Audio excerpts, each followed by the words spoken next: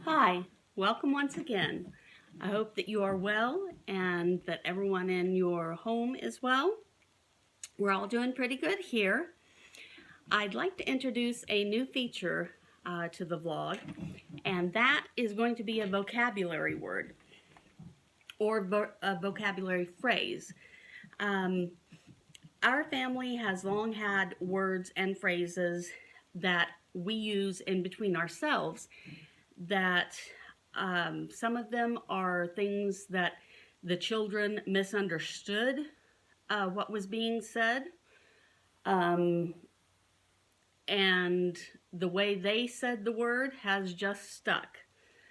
Some of them are just shortcut explanations, and such is the nature of the first vocabulary word I'm going to give you. Our first word is picnic. Picnic for us is a dinner that consists of salmon, 2 or 3 at least different kinds of cheeses, 2 or 3 different kinds of crackers, apples, pears, cut up of course, grapes, and often Da has to have peanut butter with at least one kind of his crackers. And sometimes we also have wine along with the cheese and the fruit, although not the girls. Believe that. Actually, all of this is a meal that is spread out on a blanket in the front room floor and held picnic style. Every once in a while, the girls will get to where that's what they want to have, and they'll say, hey, let's have picnic for dinner. And then it's understood exactly what we're going to be having for dinner. So today's vocabulary word, picnic. Spreading food out in the floor does have its disadvantages, or can have its disadvantages, especially when you have pets. Our family has had a lot of pets over the years. The earliest pets that I can remember our family having is we had a couple of betta fish, the little Japanese fantail betta fish. Amelia was about 3 years old when we had these. And one died off pretty quickly. But the other kept on hanging in there, and we had him sitting on what was essentially our entertainment center. And I passed by the entertainment center one day and had to do a backup because his water was a murky white color. I thought for sure that this fish was just dying and giving off some sort of icky toxin, I don't know, into the water. But I got him some clean water as quickly as I could and cleaned his bowl out. And while I was doing that, Amelia, who at that time we called Ruthie, she came along and she said, "Why did you do that? I gave him a drink of milk. He was thirsty." That fish ended up living for at least another year. But if we didn't keep his little terrarium covered, we would find him out on the counter flopping around trying to commit suicide. He went crazy after that. The next pet that we had was a hamster, one of those little teddy bear hamsters. They can get pretty big. But when we got him, it was, just a little thing.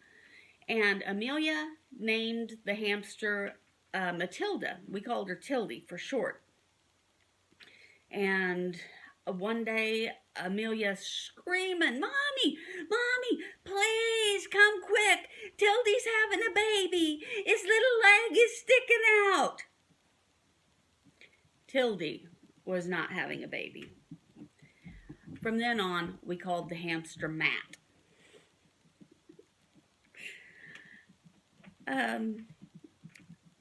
We did try to have a couple of other pets, which did not work out. Um, when I was growing up, we had several pets: cats, dogs, birds. Um, but we had to get rid of our cats at one point because they kept giving me ringworm. And through many, many years of not being around animals, I became highly allergic to the dander. Um, when Heather was born, Clint brought home the most gorgeous, gorgeous little golden retriever puppy. And we named him Arthur. Amelia named him. And I am sure that that dog made somebody an absolutely wonderful pet. But he was constantly under feet, and he was driving my allergies insane. And so we had to rehome him. The first animal that we had that had fur that did not bother me, we got Heather, a bunny that she named Jessica Rabbit. Little old tiny bunny out of the mixed bunny bin at a pet store. And Jessica grew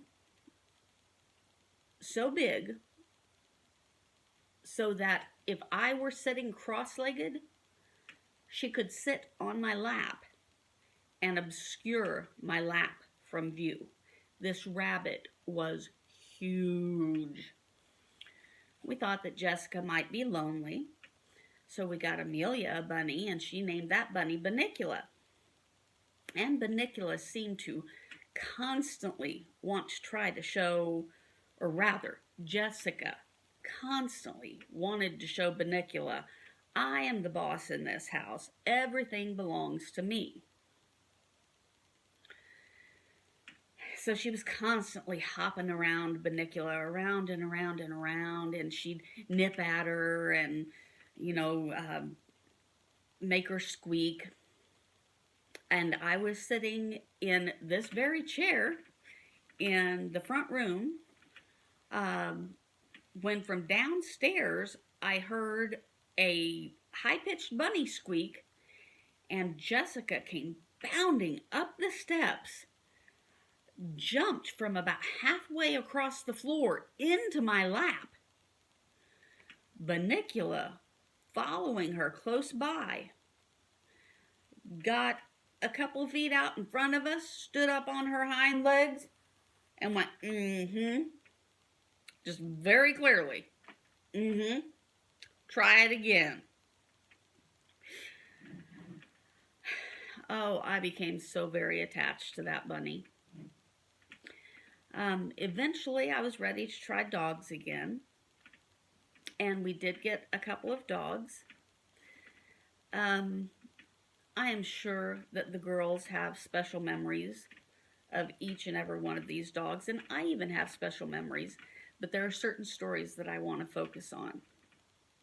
We had left the dogs with a caretaker out in the country while we went on vacation, and when I went to pick up Belle, she was a Chow Shepherd mix.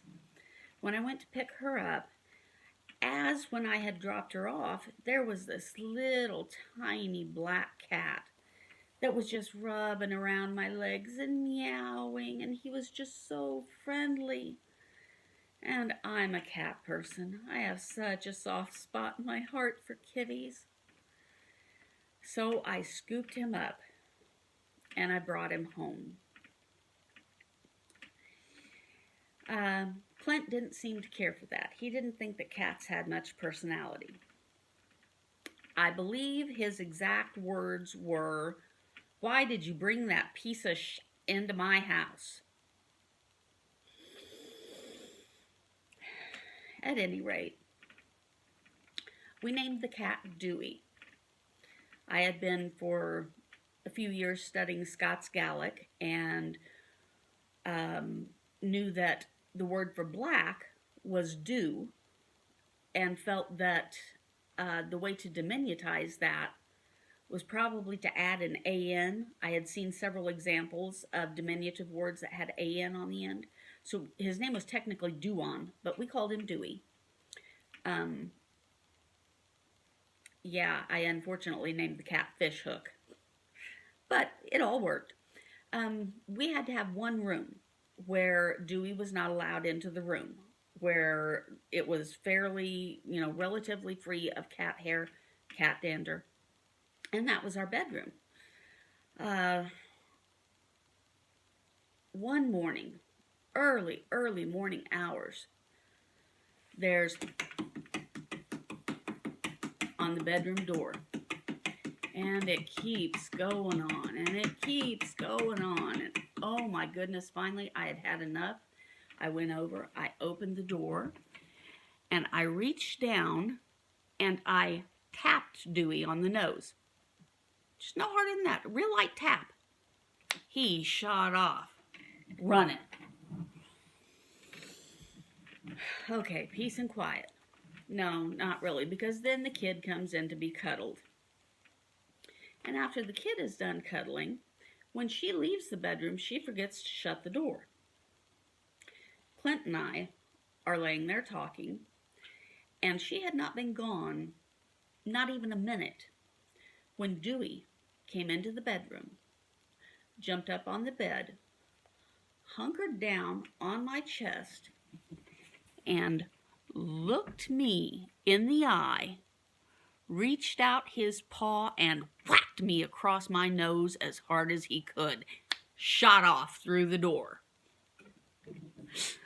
Clint has said that if he had not seen that with his own eyes, he would not have believed it happened. He did not think that cats could have that much personality. But Dewey was a very much tit-for-tat fella. If you did something to him, he was going to get you back. I smacked him in the nose. He smacked me in the nose. When I gave him a bath, I had made him wet. He went and peed in the middle of the bed. He made us wet. Dewey was my comfort, and Dewey was my joy. And we lost Dewey last June. He was 17 years old. But I am so grateful for all of the wonderful years that we had with him. We've had a whole lot more animals, and there are fun stories associated with them all. But if I try to go on right now, I'm going to end up sobbing,